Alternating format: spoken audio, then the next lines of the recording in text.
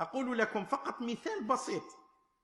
نحن جلوس هنا نشكل مجموعة تضاف إلى 7 ملايير من سكان المعمورة. هل الأكثرية على الإيمان أم على الكفر؟ الله أكبر، الله أكبر، الله أكبر، الله أكبر، الله أكبر، الله أكبر، الله أكبر، الله أكبر، الله أكبر، الله أكبر.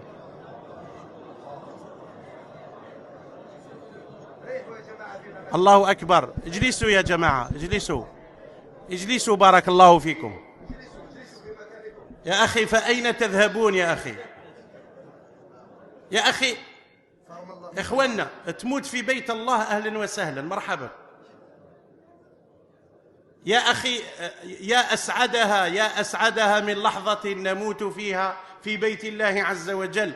قال النبي صلى الله عليه وآله وسلم: ما اجتمع قوم في بيت من بيوت الله يتلون كتاب الله ويتدارسونه فيما بينهم إلا غشيتهم الرحمة ونزلت عليهم السكينة. قال: وذكرهم الله في من عنده.